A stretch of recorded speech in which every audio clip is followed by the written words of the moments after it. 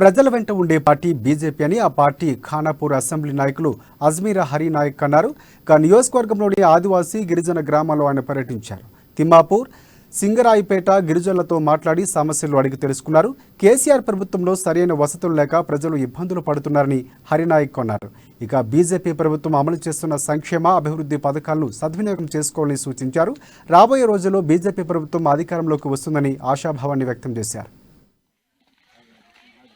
9 సంవత్సరాల పాలనలో మనకు 2 సార్లు మందరం ఓట్లు దండుకొని డబుల్ బెడ్రూమ్ ఇల్లు ఇస్తా అని చెప్పి మోసం చేసి 57 సంవత్సరాలకే పెన్షన్ ఇస్తా అని చెప్పి మోసం చేసి ఇంటింటికి ఒక ఉద్యోగం ఇస్తా అని చెప్పి మోసం చేసి డబుల్ బెడ్రూమ్ ఇల్లు ఇస్తా అని చెప్పి మోసం చేసి ప్రతి దళితునికి గిరిజనునికి 3 ఎకరాల భూమి ఇస్తా అని చెప్పి మోసం చేసి 2 సార్లు గద్దెనెక్కడం జరిగింది.